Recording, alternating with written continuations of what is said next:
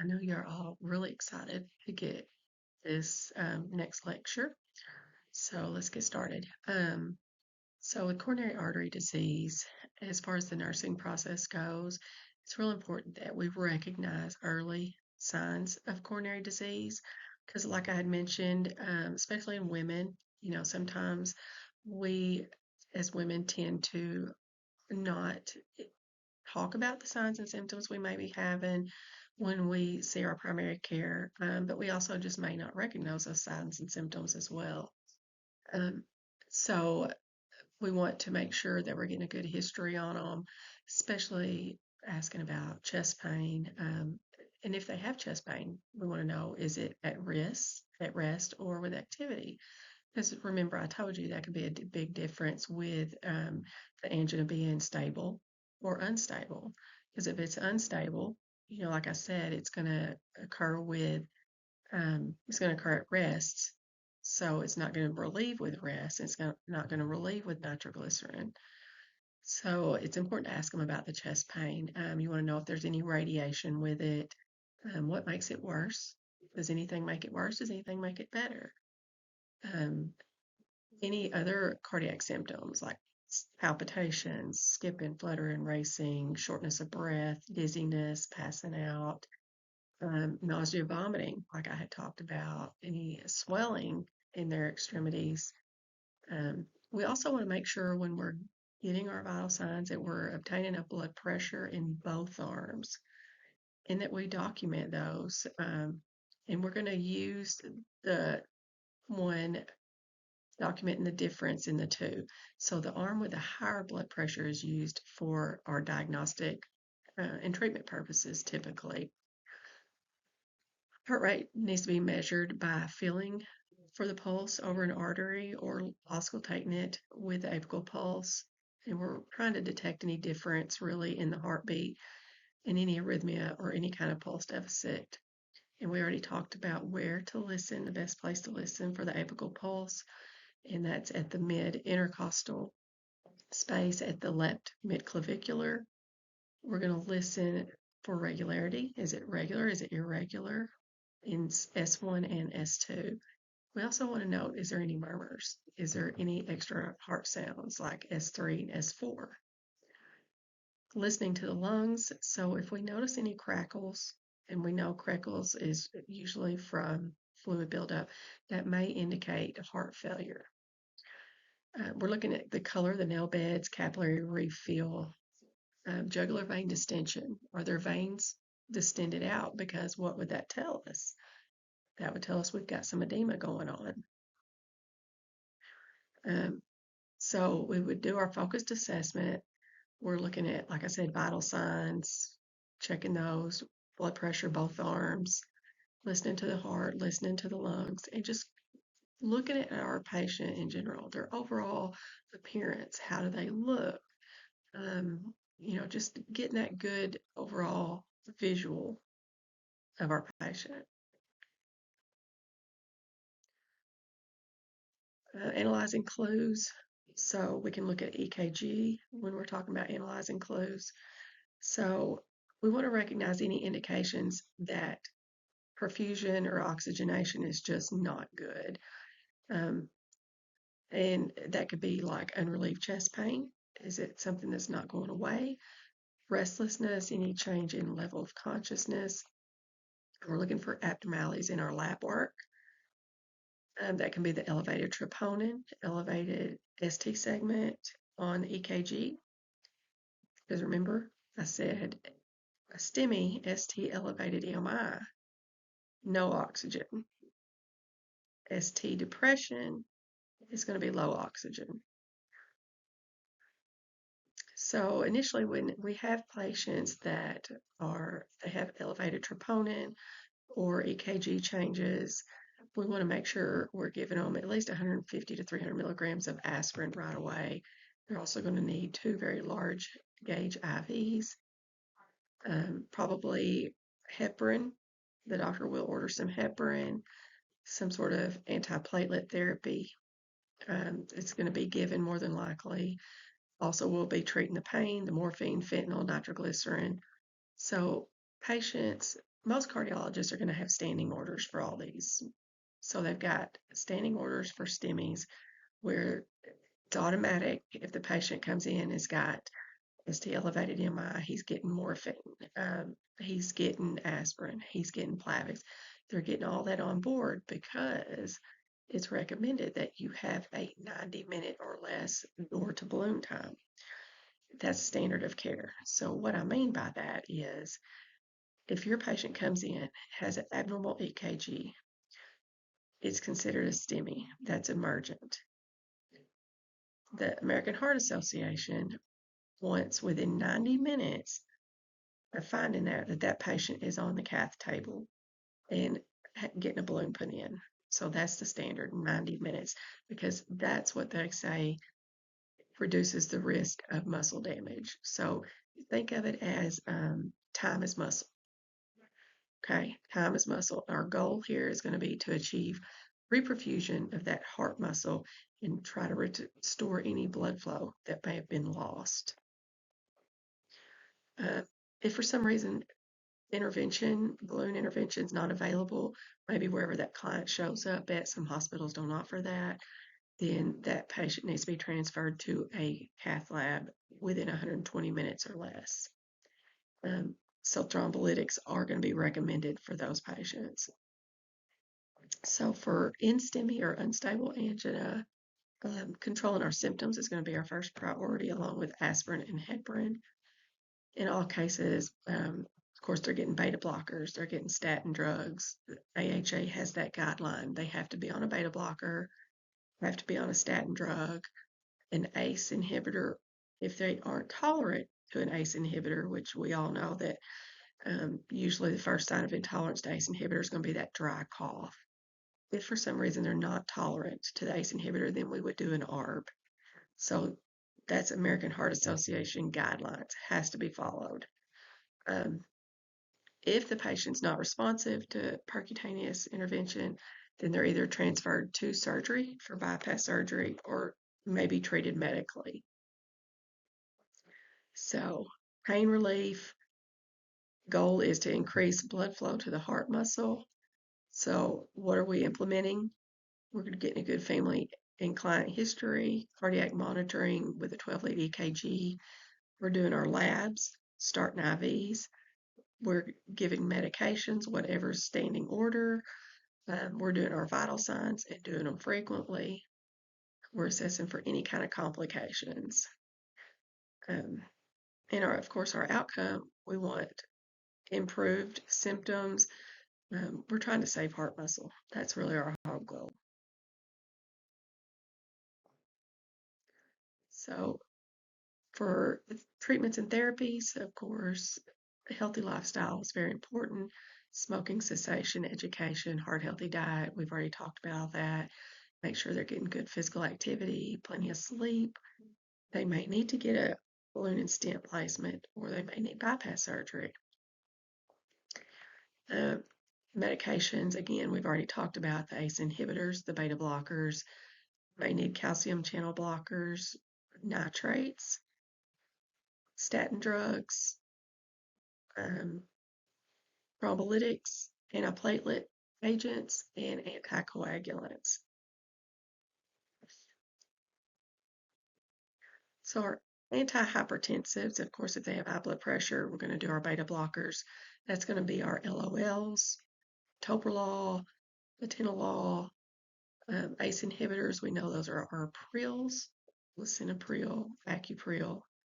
Then our ARBs, it's like our sartan, losartan, calcium channel blockers. Going to be the dipines, amlodipine. It's actually amlodipine, I know. Antiarrhythmics, there's a few different ones we can use for antiarrhythmia, lidocaine being one, diltiazem. Our nitrates or our anti-anginals, we can give the short-acting nitroglycerin where we pop it under the tongue. We wait 5 minutes. We reevaluate. Are they still having chest pain? If they are, 5 minutes later, we can put another one under their tongue. We reevaluate. We can do that 3 times total of 3 nitroglycerin, 5 minutes in between each one. And then there's also long-acting nitroglycerin. This one they typically take every morning, lasts throughout the whole day, and that's usually for patients that have long history of coronary disease. Maybe they had heart disease that was not able to be um, symptoms relieved with balloon or stent placement. And then we have the anticoagulants. That's going to be like our Coumadin or warfarin. And we've already talked about avoiding high doses of vitamin K. Lanoxin, digoxin, this is going to help treat heart conditions that by increasing the force of the heart contractions. So it increases the force, but it's going to slow the rate. When it does that, it's going to cause an increase in the level of calcium in the heart muscle. This is usually used to treat like our heart failure and arrhythmias.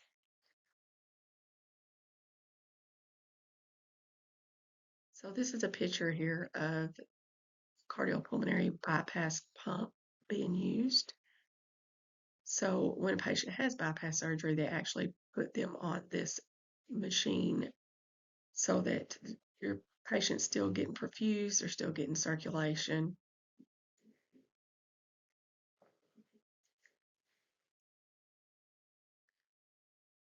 Valvular dysfunction. So valves are damaged or disease, valves that are damaged or diseased that are not able to fully open and close, causing the heart to work harder. And then it becomes more inefficient. So different causes can be, they may just be born that way, could have had rheumatic disease, endocarditis. And if you break that down, that's going to be inflammation of the endocardium, hypertension, history of heart attack, atherosclerosis, history of heart failure, or lupus. So when you have backup of blood in the heart, we already know that's called regurgitation. So when this is left untreated, like I said, that can lead to heart failure or sudden cardiac arrest, or it even could lead to death. So the valves, when they do not completely open, there's just a narrow little path for blood to flow through the heart. This is what we call stenosis. Okay, and you can see that third picture there. So it's just a narrow path. When there's stenosis in the valve, then the heart's going to work harder. It's going to take more effort to actually maintain that blood flow through this narrow, or it could even be a stiffened valve.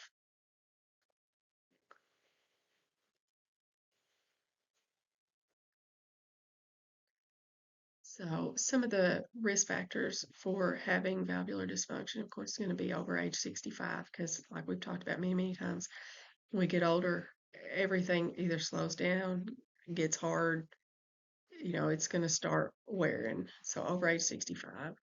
And then you add inactivity to that, maybe some unhealthy eating habits, smoking, obesity, a family history of valvular dysfunction, medication or medical procedures, and different medical devices. Some symptoms of heart valve disease. Of course, always think when we're dealing with the heart, we want to make sure we're assessing that level of consciousness, so dizziness, fainting. They may just be more tired. And usually that's going to be probably, especially like with aortic stenosis, that's the symptom I've seen the most in my patients, was just being really tired all the time. And it's usually something that comes on fairly quickly.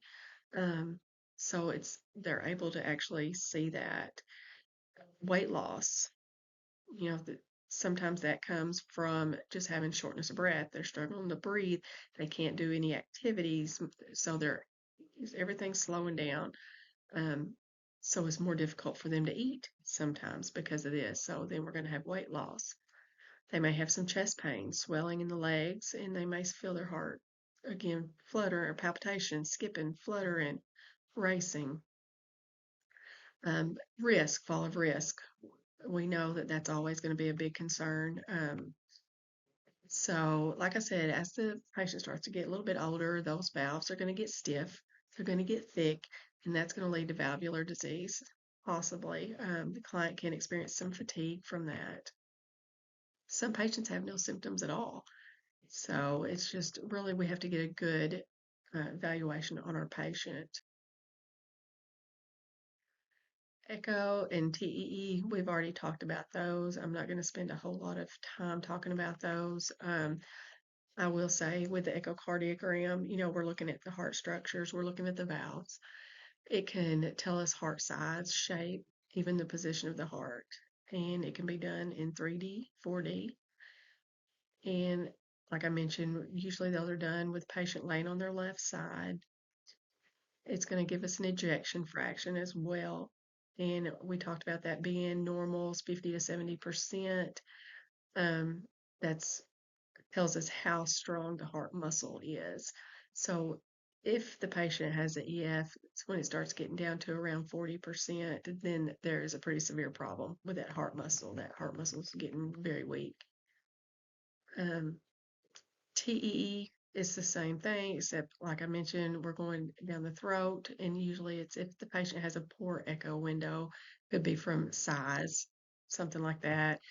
They're going to be NPO prior to, so again, they're going to be thirsty, they're going to be hungry. As soon as they get done, we want to make sure they've got a gag reflex before we give them anything. So be safe, especially when anesthesia is used for those. Nothing by mouth until we touch the back of the throat with the cotton swab, not our fingers, preferably.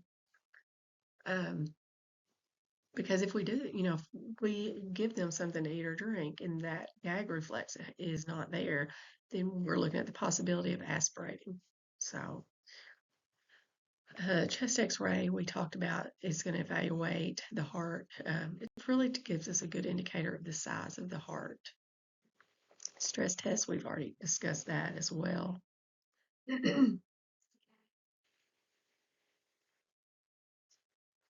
So our role as the nurse when dealing with valvular heart disease, of course, is going to be to assess and identify any manifestations of the valvular heart disease.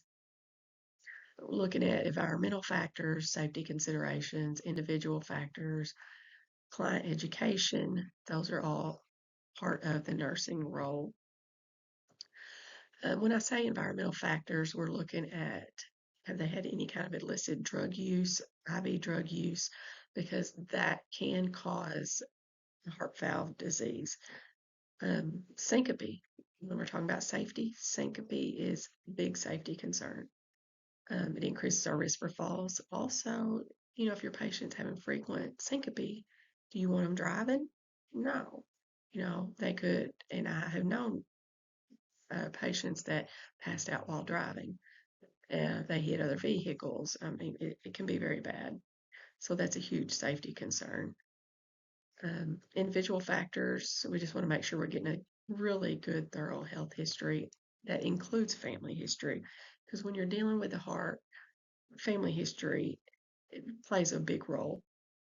So, client education, we're educating the client on who's at risk for valvular disease, just of different things to watch for, the manifestations, how to kind of track those, and when they need to report those to their healthcare provider. Um, so, recognizing cues, our assessment, we're going to get that through a really good health history. Um, they may, like I said, the manifestations may not indicate the degree of severity, but we still need to know those. So, family history again, IV drug use, are they having any fatigue, palpitations? I'm not going to read the whole list because we've gone through it already many times. Um, so, implementation, it's going to be focused on symptom management. So, with valvular symptom management, we're teaching our patient about taking diuretics, vasodilators, beta blockers, ACE inhibitors. But as the disease starts to progress, um, and once it gets to the point where we can no longer control those symptoms with these medications, then probably going to start looking at surgical options. And that could be any number of things, including valve replacement. So treatment's going to depend on the valve. itself that's being affected and just how severe that disease is. A lot of clients can be treated with drug therapy as long as we're looking at it, monitoring it real close. A lot of them do require surgery as well. So, drug therapy is definitely not a cure for valvular heart disease, but it's more of a way to manage those manifestations. With surgery, we're repairing or replacing that diseased valve altogether. So, valve repair surgeries, they do not replace the diseased valve, but decrease the manifestations. So, valve repair. Balloon valvuloplasty. This is going to be just a very minimally invasive procedure. And what it does is when those valves are stenosed, like I talked about, like especially with the elderly, the valves get hard and stiff and they're not able to open like they're supposed to, then they can do a balloon valvuloplasty that's going to actually go in and expand the openings of those stenosed valves. And that can actually be done on any of the four heart valves. Valve replacement. So this is typically when it's gotten severe. So it could possibly need to be replaced. Really going to depend on the age of your client. And do they have any other diseases? Those are the two big determining factors that's usually considered when deciding if the patient needs to have a valve replacement. There's a couple of different types of valves we can use. We can use a pig valve, like I mentioned. Um, we can do human valve. We can also do a mechanical valve. Okay, so moving on now from valves. Now we're going to talk about heart failure. So, pathophysiology, heart failure is not, the heart is not able to meet the demands of the system's circulatory system any longer. So the ventricles are not filling properly and blood is not ejected into the circulatory system like it should be. So hypertension, CAD, uncontrolled arrhythmias, heart attacks, diabetes, valvular disease, all these things can actually contribute to heart failure. More than half of the clients who have heart failure also have some other comorbidity condition. And heart failure actually has a very high mortality rate and morbidity rate. So the prevalence increases with age. So risk factors we're looking at, again, family history, any kind of chronic lung disease. Because when you're thinking heart failure, I want you to think lung, breathing, okay? History of CAD, hypertension, chronic infections, diabetes, obesity, metabolic disease, alcohol abuse, and different cardiotoxic type agents. So, with heart failure, the impact to our overall health, we're going to see patients that are just not able to carry out their normal daily living activities. So, they're going to be short of breath. They're going to be tired. They're going to be weak. They're just not going to have any energy. They're not going to be able to sleep. Why would we not be able to sleep if we've got heart failure? Well, we've got to build up a fluid, right? So, that's going to make it more difficult to breathe. And of course, we're not going to be able to sleep well if we can't breathe well. So when we hear heart failure, a lot of times you'll start to see patients get real depressed. They may feel like they're just completely hopeless. There's no hope. My life is over. Um, but we just have to encourage them. There is hope.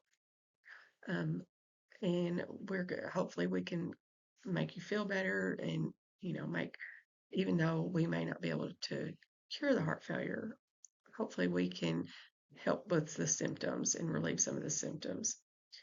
So we want to make sure they understand self-monitoring of those manifestations, what to watch for, and make sure that if they're using oxygen, they're using it the right way. We went through that with the respiratory, making sure they're using their cannula properly, putting it in properly, making sure it's staying on at night. It's not moving over to the side of their face. The mask has a good seal on it. We want to also education on reducing the things that they can fix, those modifiable risks, and when to report different types of manifestations. So these manifestations of heart failure are really largely dependent on which side of the heart is affected. So with the left side of the heart, excuse me, with the left side of the heart, we're probably going to see things like jugular vein distension, shortness of breath is going to be a big one, tachycardia is going to be a big one, hypotension, orthopnea, exertional chest pain or exertional shortness of breath. We're going to have some swelling, probable weight gain, probably some increased abdominal girth, meaning the width, the roundness, the width of the abdomen. We're going to see that increase. We're probably going to hear some lung congestion. And then with the right side, we could see some jugular vein distension, again, shortness of breath, some chest pain. This is where we're going to hear probably that S3 murmur. Then we're going to have some palpitations, skipping, fluttering, ascites. We've got ascites being fluid buildup in the abdomen. We're going to have probably some peripheral edema, enlarged liver and spleen. And then we could have biventricular heart failure. And that's when we're going to see possible manifestations from both sides, left and right side heart failure. So there's a few different labs, diagnostic studies we do for heart failure. The Framingham Diagnostic Criteria and NYHA classification tools are what most cardiologists use. They use it to diagnose, but they also use it to grade it. They grade heart failure based on a few different things, but symptoms being the biggest one. So we also want to do a BNP. No, that's not BMP, it's a BNP, beta natriuretic peptide. So this is a good determination of if the patient has heart failure, how severe it is.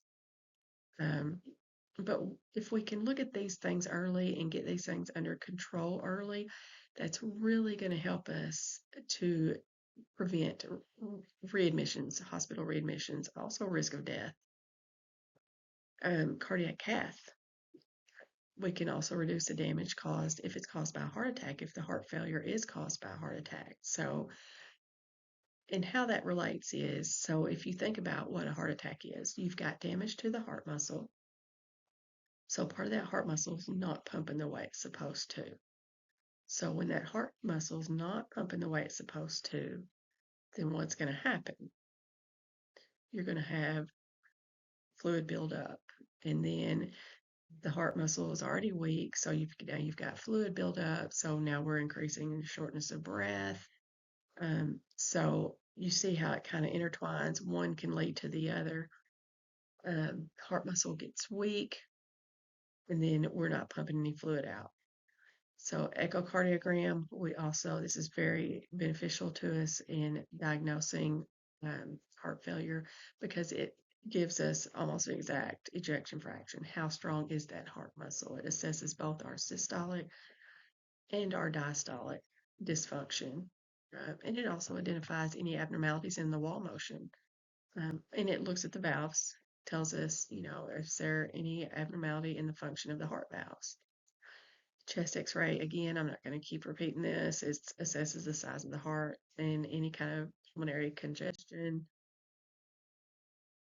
So our role, we want to, and we're probably going to have to help assist our clients performing ADLs, educating on safe use of oxygen because they're probably going to be on some sort of O2.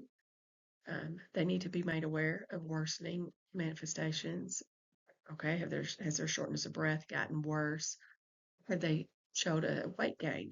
They need to be doing daily weights because a weight gain can be a very early indicator that heart failure is progressing. A lot of patients who have heart failure are actually followed usually by a nurse practitioner who specializes in congestive heart failure. So part of what she does in treatment is she will order a scale that the patient keeps at their home or at their residence where they can be weighed, and she'll order how often she wants them weighed. And if there's a difference in that weight, if there's a weight gain, a certain amount, say 5 pounds in 3 days, whatever it is she orders, if there is, then that will trigger the clinic or wherever she's at and notify that, hey, we've got a weight gain. So then she could follow up and get that under control faster. And the whole point of that being, yes, for symptom relief, but also for stopping those reoccurrences, keeping that person from having to go back in the hospital so soon because we caught it early on, we got it treated. Maybe we just had to bump up some Lasix. It could have been something as simple as that. Um, so awareness of that, dietary teaching, what they can and can't eat, going back to the low sodium. Sodium is going to make us retain fluid. Heart failure patients do not need to be retaining fluid. So we want to educate on low sodium. Okay, how do we educate on low sodium? We're going to talk to them about the canned vegetables. We're going to talk to them about the processed meats, things like that. So diagnosis of heart failure relies very heavily on making sure we get a really good, accurate, thorough physical assessment. We're listening to the lungs, we're listening to the heart sounds. We're looking for symptoms of fluid overload. We're looking at lab results. The lab we talked about was the BNP. We're also looking at weight gain. How quickly have they had that weight gain? We're looking at ability to perform their ADLs. Are they struggling to bend over and tie their shoes? Swelling, you know, did they all of a sudden acquire 2+ pitting edema? That's not normal, might be a problem. Rills in their lungs. So we're going back and we are prioritizing what's the most important. Of course, fluid overload. We're trying to improve the respiratory and cardiac status. How are we going to do this? We want to make sure we're educating our patient, that they're learning to control some of those manifestations. We want to make sure they're taking their medications, adhering to the diet. We want to ask them, tell me what you had for lunch. Tell me what a normal breakfast looks like. Track daily weights, not just taking their word for it. We want to see it. We want them to keep a diary. If they don't have a scale, we want to see that because our whole goal is trying to improve these people's quality of life. We're trying to reduce their morbidity and mortality rate.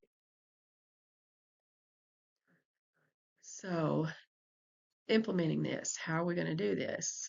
We can, of course, like I said, we're trying to make their daily living, their daily life better. So we want to elevate the head of the bed to high Fowlers. They're sitting up, they're breathing better. If they need oxygen, anxiety relieving techniques, cough and deep breathe exercise. That's going to work well for the lungs. That's going to help expand the lungs. We also want to listen to the lungs, assess the lungs, make sure they're taking their medications, lifestyle modifications. Could be less drug use. We want to make sure they're not using drugs anymore, they're not smoking. And then evaluation. Improved, worsened, or has it stayed the same? Treatments and therapies of heart failure. So treatment's really going to depend on, as with a lot of cardiac issues, it's really going to depend on correlating the underlying cause, what's causing it, and helping to relieve the symptoms. So slowing the progression of the disease is very important. And we also want to improve the quality of life of our patients. So smoking cessation is big. Weight reduction, we got to get that weight off. Monitoring I's and O's. Alcohol and caffeine intake. We want to make sure, we may not be able to tell them to fully stop, but let's educate moderation. Heart healthy diet. And you'll recall heart healthy, according to the American Heart Association, it's going to be low fat, low sodium, low cholesterol diet. Physical activity, stress management. We talked about the stress hormones, so we want to keep that stress under control, as well as blood pressure control. And blood pressure control is one of those we want to keep a diary. Okay, make sure we're not just taking their word for it. We're seeing it. We know what it is. Then we've got our pharmacological interventions with our different medications. I'm not going to read over all those. Surgical interventions could be cardiac cath. They may need a defibrillator. They do put defibrillators in patients whose EF gets low because they're at a high risk for those fatal arrhythmias when the heart muscle becomes damaged or it just becomes weakened, then we're at a risk for those arrhythmias. All right, cardiomyopathy. I'm not going to go into a lot of detail with this.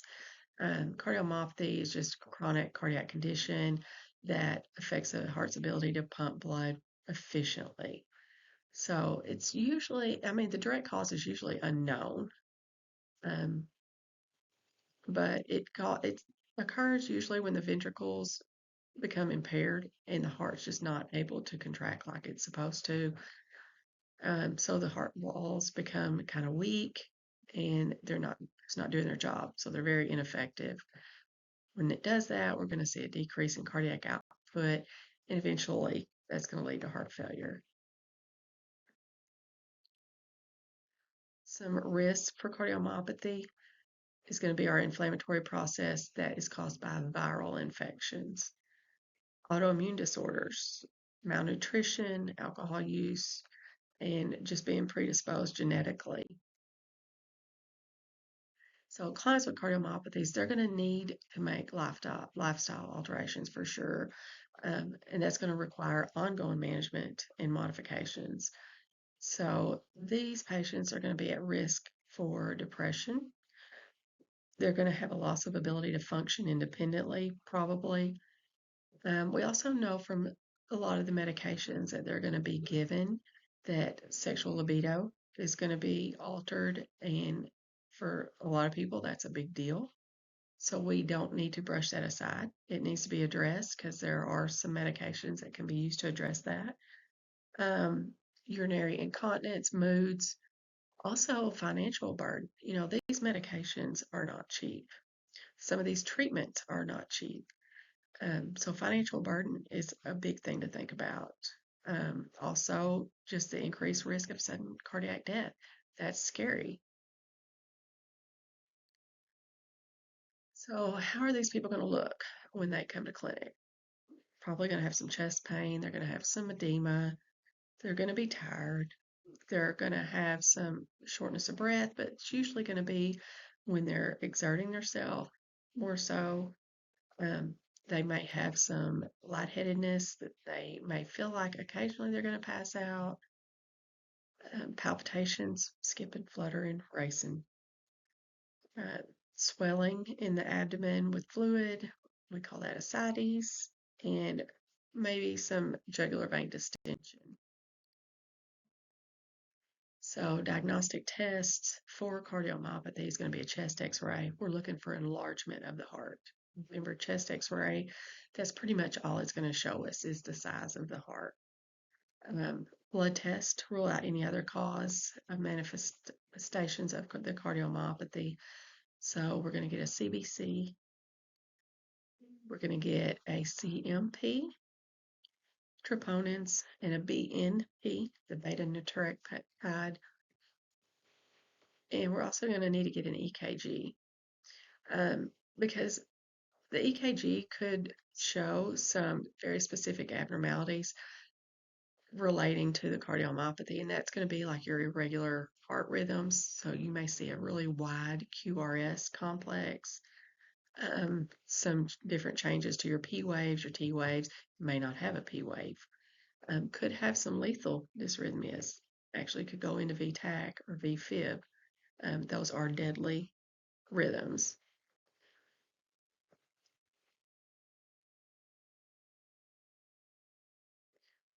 So some safety considerations.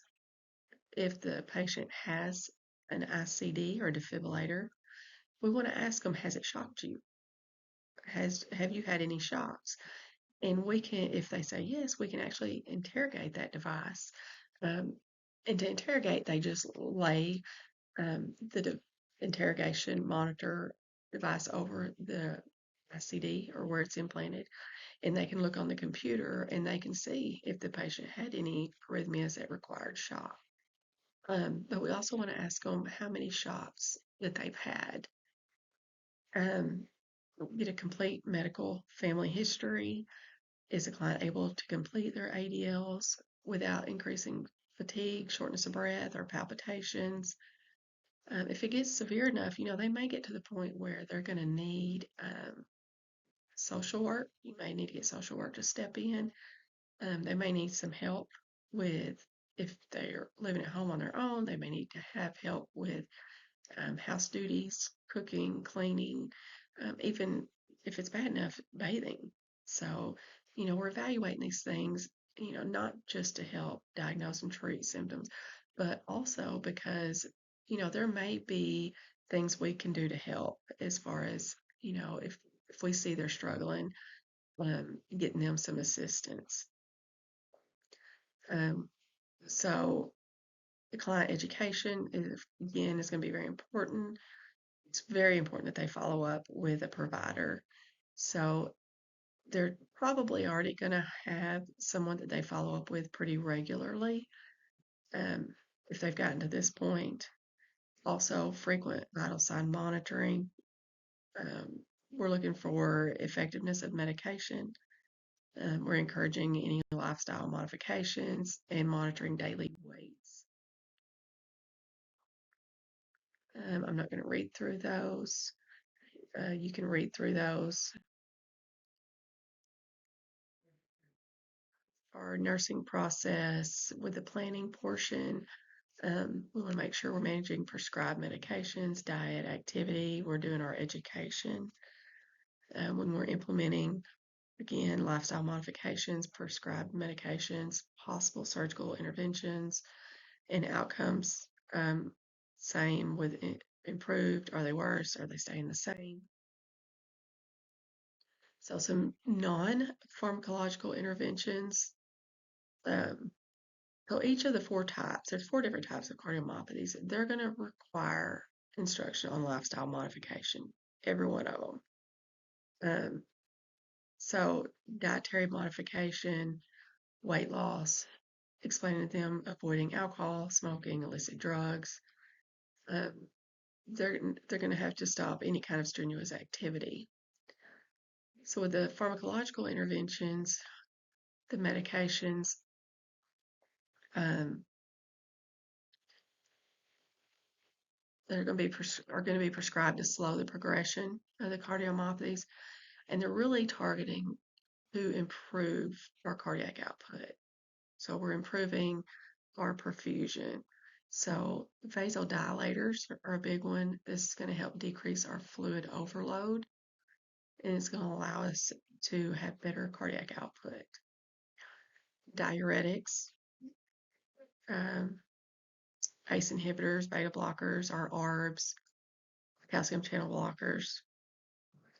So as the manifestations of end-stage heart failure start to progress in our patients, it may get severe enough to where they actually have to have a heart transplant.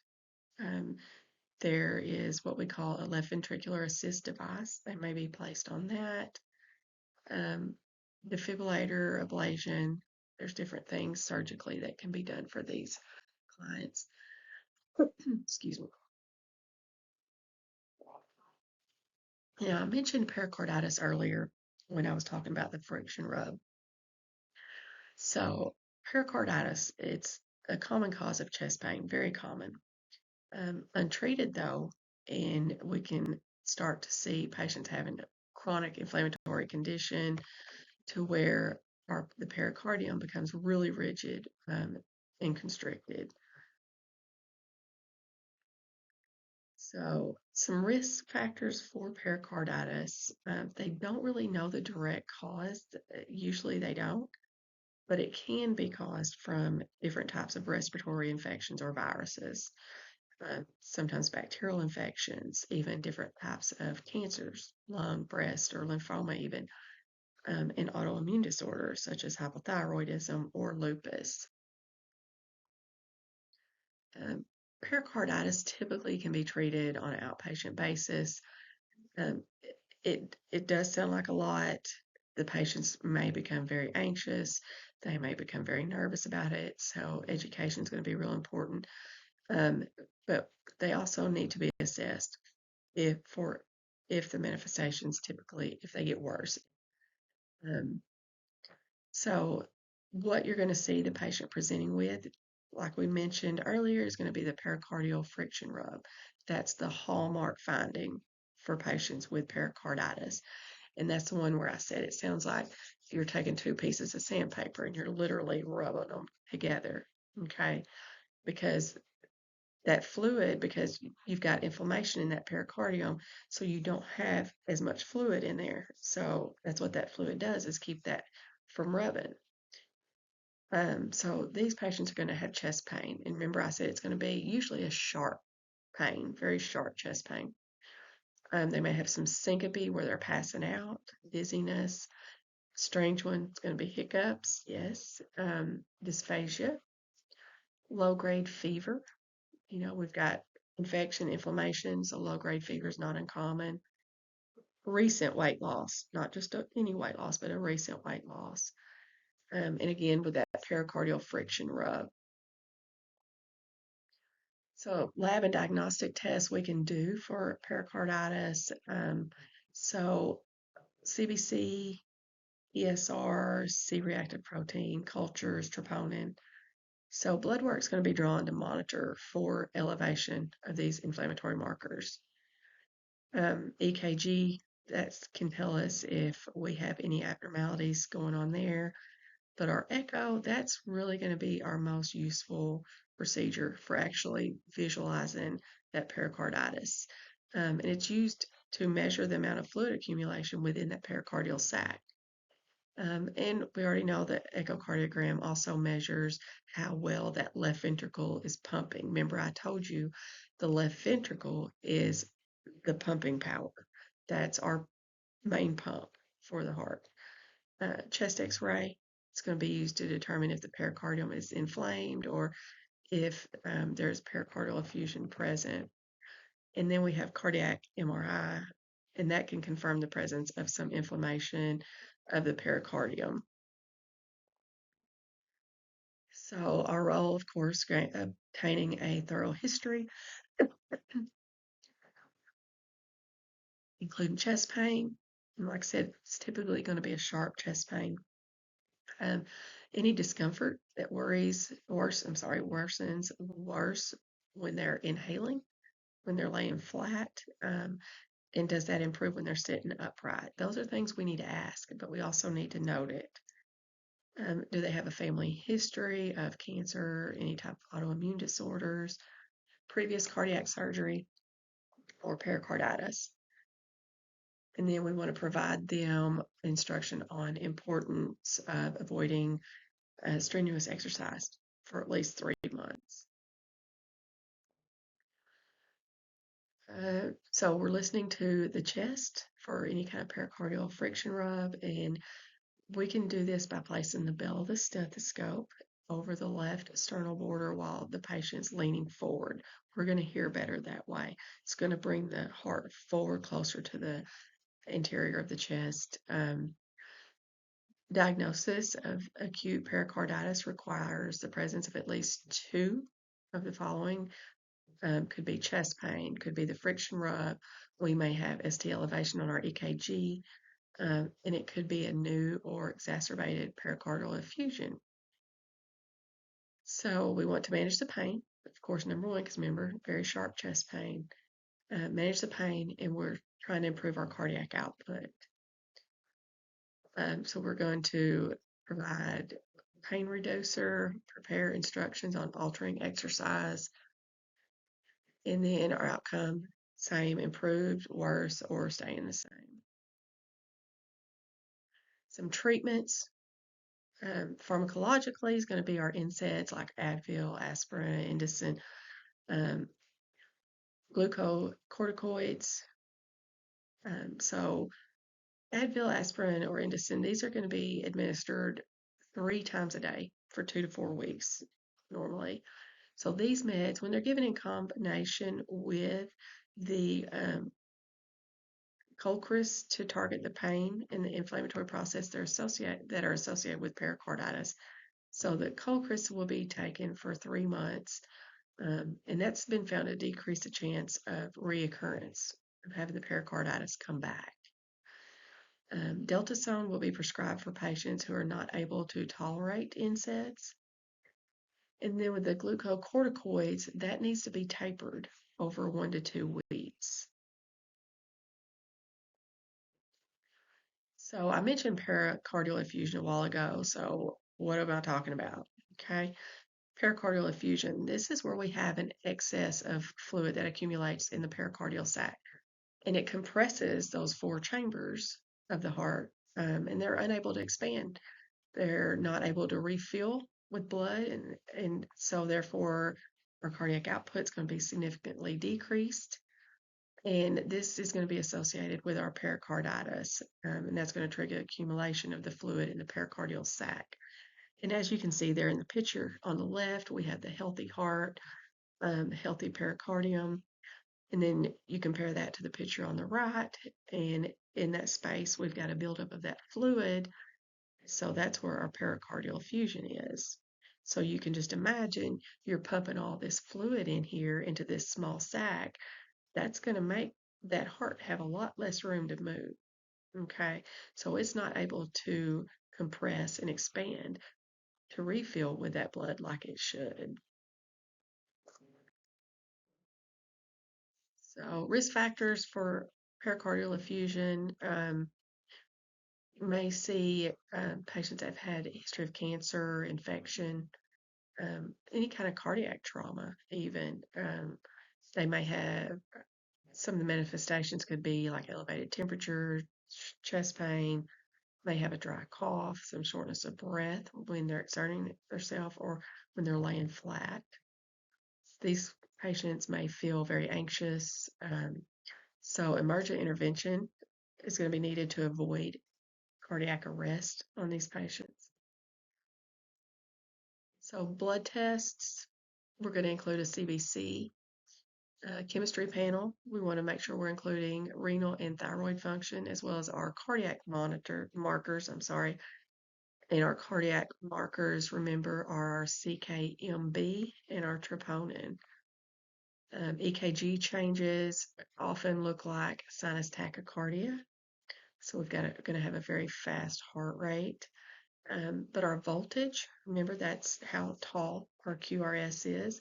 Our voltage of those complexes is going to be decreased. So the amplitude is going to be lower, and it's usually going to be less than 5 millimeters. And you'll see that on the EKG. So frequent cardiac focused assessment is going to be very important for us, assessing for any bleeding risk. We want to obtain a good thorough history and explaining to our patient and family what to expect before and after we do a pericardiocentesis where we remove that fluid from that sac. We're assessing for hemodynamic instability. Understand that the client may become hemodynamically unstable and may require immediate treatment. So analysis is to improve cardiac output and perfusion. So we want to monitor, of course, that cardiac output. We want to prepare our client for pericardiocentesis so we can pull that fluid off. And we want to improve cardiac perfusion, outcome, improve, worsen, or stay the same. So we're going to assess our patient for specific assessment findings, and that's going to be like fatigue, edema, shortness of breath, chest pain that's worse. And we're watching these patients really closely for hypotension. So we're going to have a low blood pressure, but they're going to have increased heart rate. So we're going to see a sinus tachycardia. And we may also, on auscultation, when we're listening, hear some muffled heart sounds on these patients. But after the pericardiocentesis, where we actually pull that fluid off, we're going to need to really monitor these patients closely for at least 48 hours. When I say monitor, I mean they're going to be on continuous EKG. We're going to look at the vital signs, monitoring those very frequently to make sure that we are seeing an improvement in cardiac output in perfusion.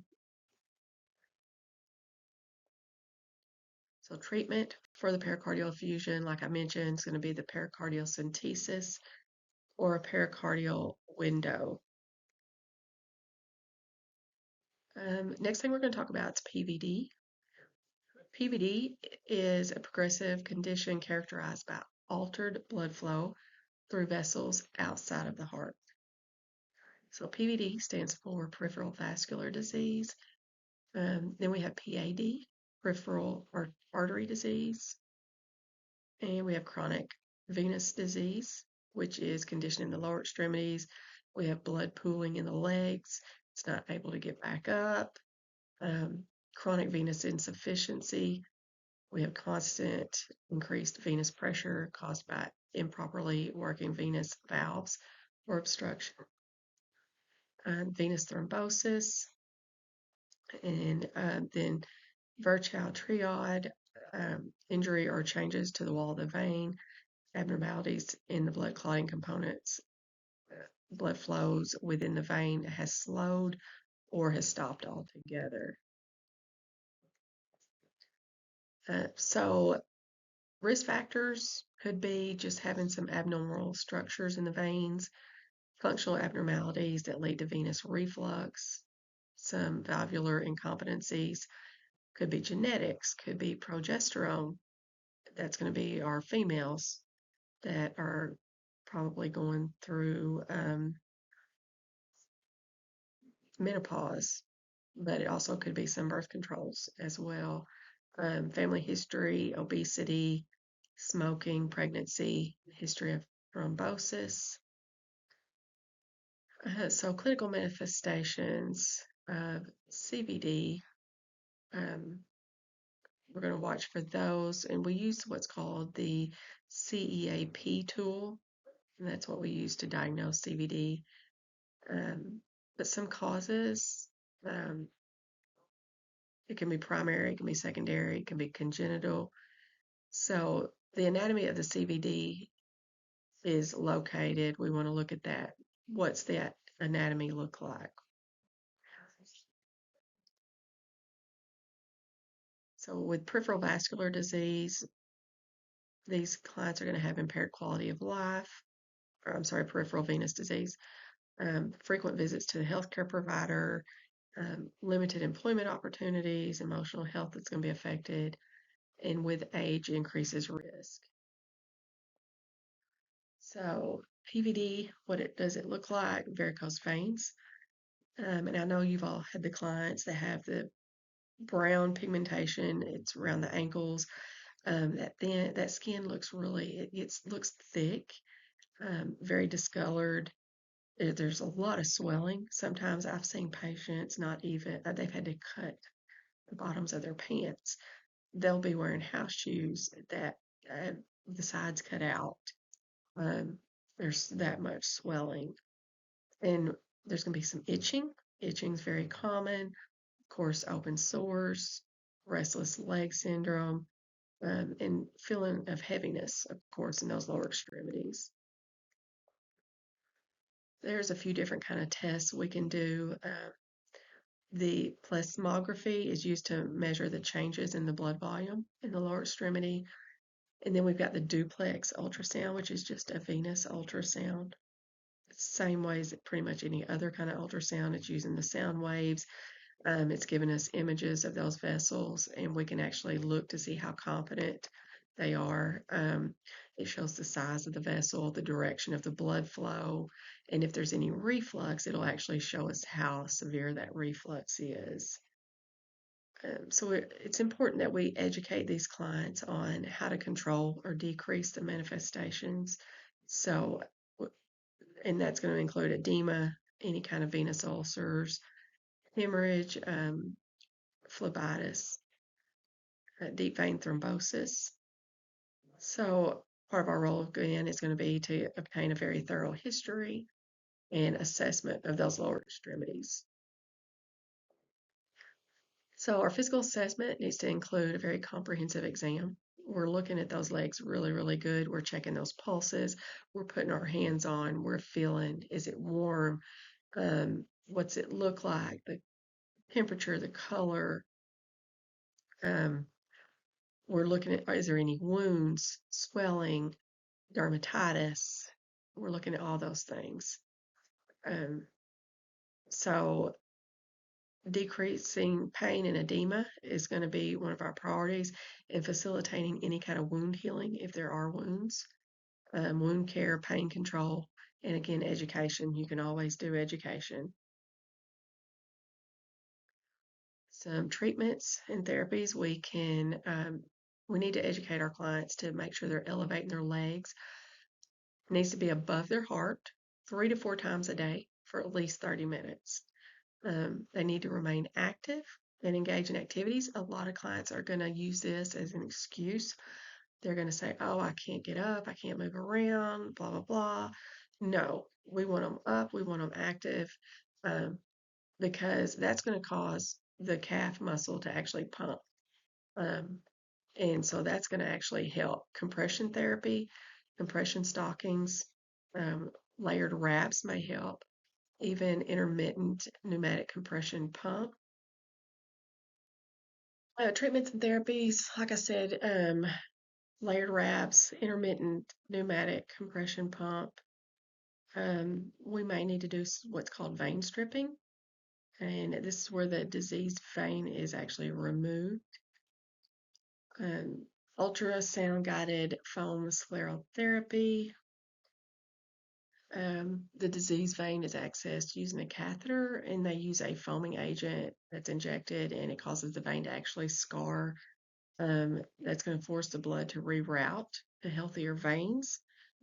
Radio frequency and laser ablation. So these are where we have thermal energy that's used to cause the wall of the vein to become damaged and contract, and it seals the vein so it's no longer functional.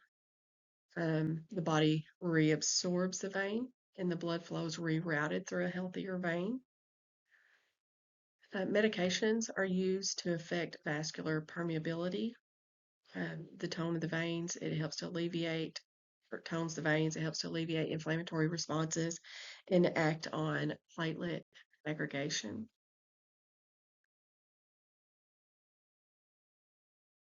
So, what actually is peripheral artery disease? This is a progressive disorder that affects blood flow to the arteries in the lower extremities. And the most common cause of peripheral artery disease is going to be atherosclerosis. So we already know atherosclerosis is where we have plaque buildup in the artery, and that causes decreased blood flow. When we have decreased blood flow, we get um, blockages, we may have spasms, and this is going to affect the ability of the body to actually supply tissues with the oxygen-rich blood that it needs. So it's going to kind of snowball to, okay, we're not getting enough blood, so we're not getting enough oxygen. Now we've got a wound that won't heal. Now we've got a non-healing wound. Um, so that's usually, unfortunately, the first indicator for some people is when they start having a non-healing wound. They go to their doctor, hey, I've got this wound on here. It just won't heal. I don't know what to do. I've tried all this, nothing's working. So then they'll start doing some testing and they find out they don't have good blood flow. So there's different things they can do. So risk factors for atherosclerosis, for peripheral artery disease is going to be atherosclerosis, injury to the lower extremities, maybe inflammation, radiation exposure, hypertension, obesity, diabetes is a big one. Aging, of course, we already know what aging does to the body, and family history. Now, when I worked in the cath lab, we did a lot of interventions on patients with peripheral artery disease. And the mostly everybody that came in that had to have work on their arteries were diabetic and smokers.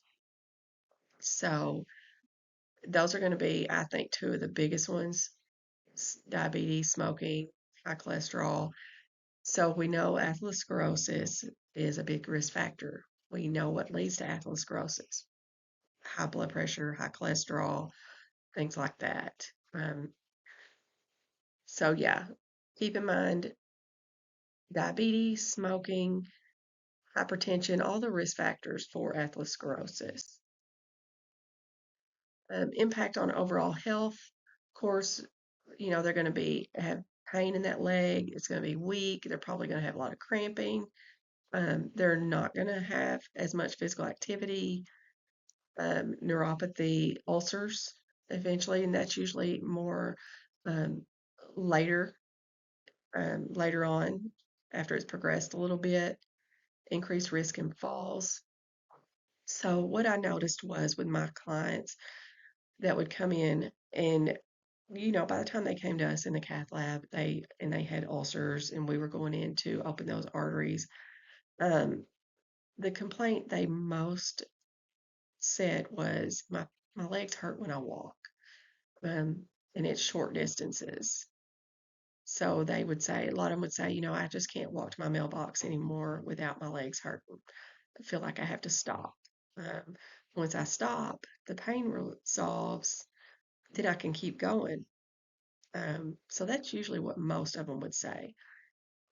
Pain in the lower extremities with exertion that resolved once they rested for a few minutes. Um, so we call that intermittent claudication, comes and goes. Also, toenail growth is going to be slow with these clients, and you'll notice too that they have decreased hair growth on their lower extremities, and it may be where they have no hair growth. You may see the skin looks very smooth, shiny, no hair. You may see some, again, wounds on the toes or feet.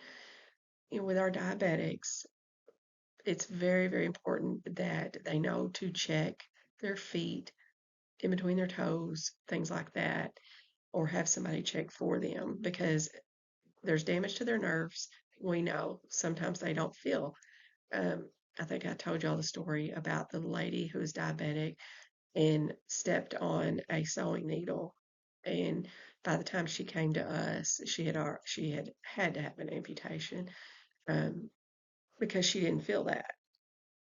And so that's not uncommon that they step on something, they're not going to feel it. So pulses, that's also a big indicator. Diminished or absent pulses in those lower extremities. Want to make sure we're checking those good. Um, well, there was supposed to be a photo of the ABI testing or ankle brachial index. But anyway, the ABI test, this confirms the assessment findings. So if during our assessment we find any of these things, we find decreased pulse, um, an ulcer, wound, if we find, lack of hair, temperature decreased, anything like that, then the next step is going to be to probably do an ABI test on them. And that measures the systolic pressure ratio and compares it to the brachial systolic pressure. So it's called the ankle brachial index.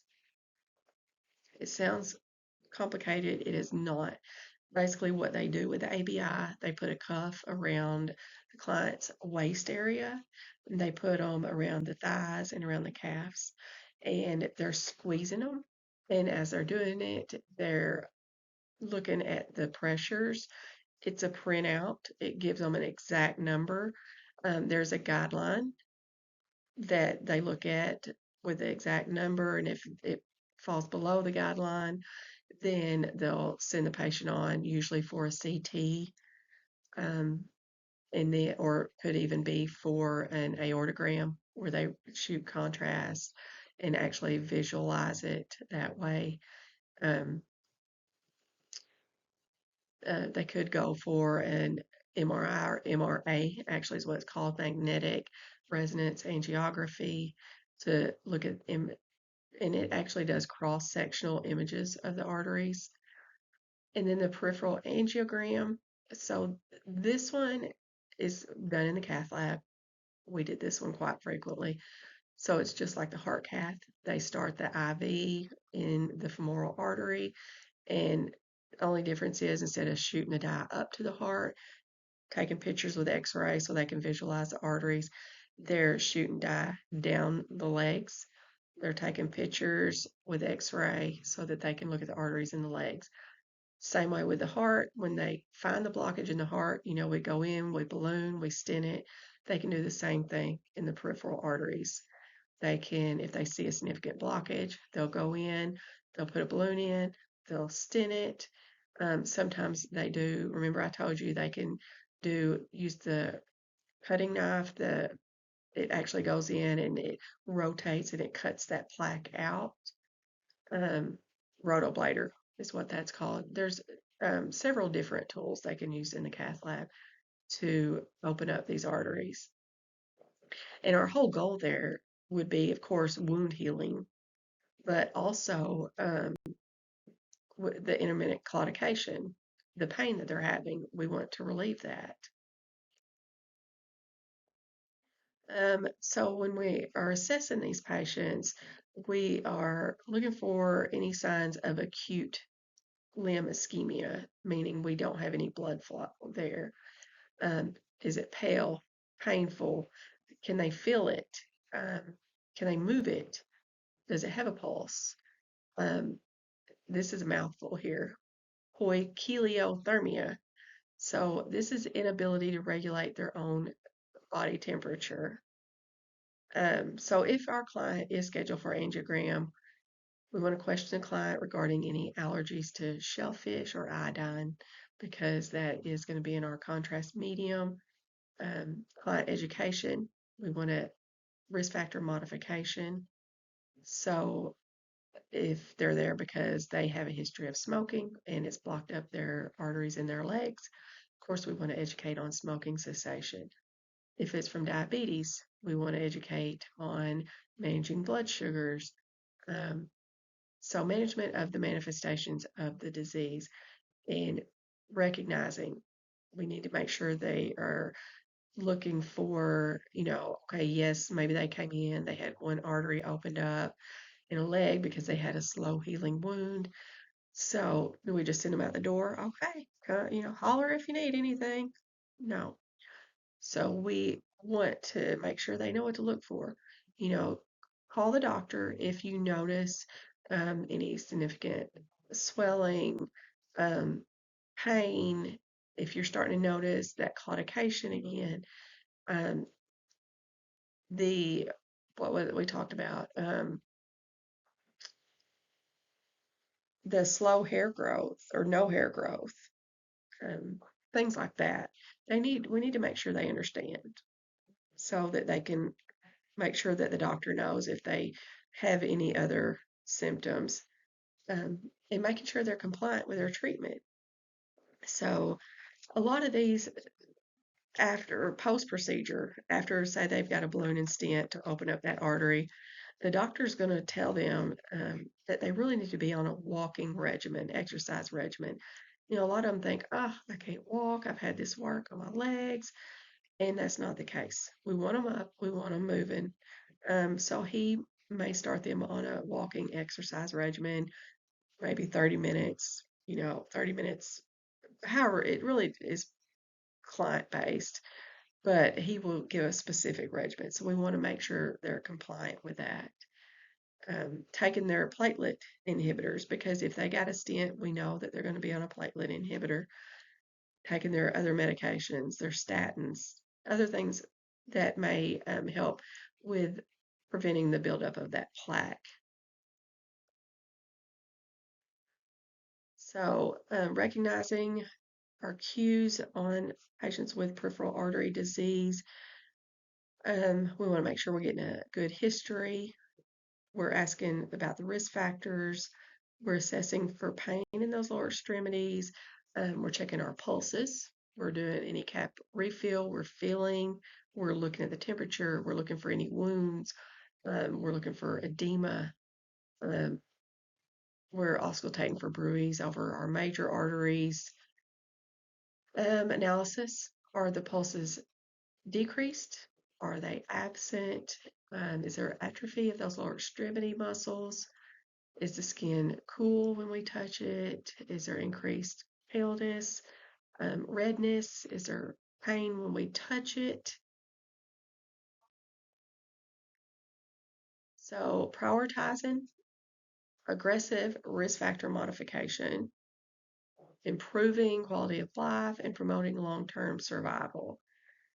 So, planning interventions, whatever intervention that the physician, provider, or whoever the provider is comes up with to improve outcomes, modification of those risk factors, education on the treatment as well as the compliance, and timely recognition of any emergencies, the lifestyle modification to reduce risks for our implementation, client education on possible surgical interventions or prescribed medications.